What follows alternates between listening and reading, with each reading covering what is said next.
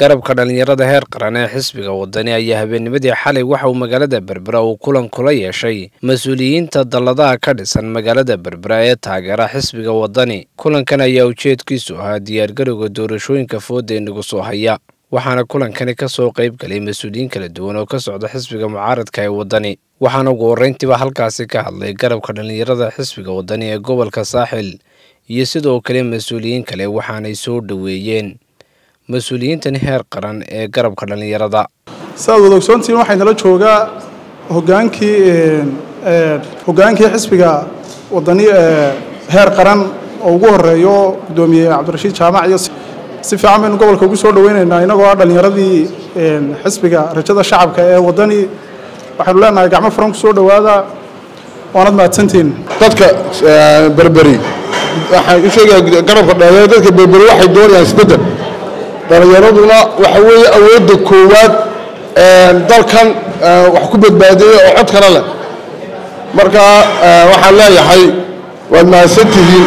waxaa halkan ka muuqata rajo fiican oo uu ka qabo xisbiga wadani gobolka Saaxil gaar ahaan degmada Berbera.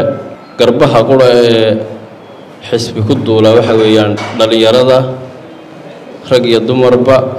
xukuumad xumadan iyo hoggaan xumadan oo ku baxaynaa 9 habeen baa noo haray 7 sano oo adkeysanay ay dusheena ka dhacayeen gaboodfallo dulmiyo dadka oo la isnacbaysiyo dadka walaalaha jeclaayo la isnacbaysiyo 7 sano oo daaweyn oo dusheena intaas waa ka dhacaysay. insha Allah 9 habeen baa noo haray oo adkeysanay. waxaa horeeyaa doorashada loo bilaasay November. Cabdiraxmaan kursi lama saanayo nafahayna ku badbaadsanayna qof walba naftaada badbaadsan. dallada ayna waxay u taagan tahay mar walba horumarinta iyo waxa weeyaan sidii uu xisbiga wadani runtii ugu guuleysan lahaa. mahad celinayo xubnaha degmada Berbera iyo gobolka Saaxil ee xisbiga wadani shaqada wanaagsan ay qabteen iyo waxyaabahaas iyo dadaalkoodaba aad baan ugu mahadnaqayaa. maadaama la galay waqti doorasho wacyigelintii iyo dardargelintii iyo kaambeenkii gobollo badan bay soo mareen. maanta waxay nala joogaan gobolka Saaxil ee Berbera. marka aad iyo aad baan u soo dhaweynaynaa dhalinyarada gobolka Saaxil ee dalladihii baa joogaan u maleynaya dalladuhuna dallada. waxaa iyaguna halkaasi ka hadlay mas'uuliyiinta garabka dhalinyarada heer qaran ee xisbiga wadani, waxaanay ka warrameen ujeedka kulankoodani. waxa weeyaan dalka inaga leh dhalinyarada inaga leh haddaynu nahay dhalinyaradii Soomaaliland waxaynu doonaynaa inaynu u doorno hogaamiye wanaagsan iyo xisbi wanaagsan si aynu u helno dawlad wanaagsan oo ummadda isku wada si mustaqbalka dhalinyarada iyo waddanku u hagaago. sifaadkiisa aynu sheegnay oo ugu horeeya musharaxa madaxweyne Cabdiraxmaan Cirro oo ku xigo gudoomiyaha xisbiga labada cod boo leeyno ka baahayahay. sidee baynu dooranaynaa? waxaan ku dooranaynaa qabiil ku dooramayna, waxaan ku dooranaynaa qarannimo jacayl aan waxa weeyaan ku salaysnayn hab qabiil oo ka daraf ilaa ka daraf. waayo waxaan aragnaa cidda kaliya badbaadin karaysa ee Soomaaliland intii hadday isu keeni karsan yahay Cabdiraxmaan Cirro. bal in yar oo aragnay istiraatiijiyad fiican oo dhalinyarada waddanku guud ahaan aan u soo maraynay gobolada waddanka si aan u tusno qaabka ugu habboon ee waqtigan xasaasiga ah ee campaign-ka cod loo raadin karo. marka heer Saaxil waxaan leeyahay Cabdiraxmaan Cirro isku deegaanna waa tihiin oo heeliyo codka ugu heeliya. waxaan leeyahay ninkii hadlayaaba ha iska hadle sanadka guushu waa wadani. heer Saaxilna waxaan leeyahay isbedel doon baynu nahay, isbedelka loo diyaar garoobo.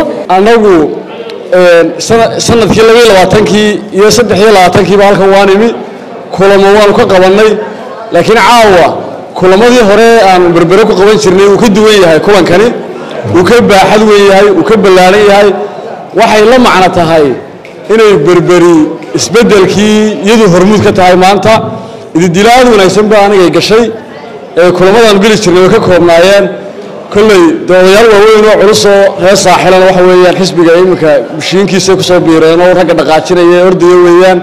walaalayaal sida hoggaanka garabka dhalinyarada idin sheegay waxaan ku jirnay oo noo soo gabagaboobay caawa socdaal dheer oo aan ku gaala bixinay gobolada bari ee Soomaaliland kaasoo ku gaaraynay taageerayaasha dhalinyarada oo ah rukunka ugu weyn ee xisbiga wadani ku dhisan yahay oo rabnay inaan ku tashjiicino ama u diyaarino oon xasuusinayna doorashadii dhowde walaalayaal waad ogtihiinoo maanta kulmiye dalkii wuxuu ka dhigay qayb inaga maqan oo Soomaaliland waan ka goonay tiri qayb calooraysa oo hoosta ka guuxaysa qolo bilaa camala oo camal la'aan noloshii saameysay oo dadka qaar ay isku dileenba iyo qolo direct waxaan u baahanahay madaxweyneyna mideeya oo intaas oo dhan hal mid ka dhiga kaasina waxa weeyaan xisbiga waddan iyo musharaxiintiisa berbera way ognahay shalay toole dadkii soo baxay waxay ahayd shaqaalihii dawladda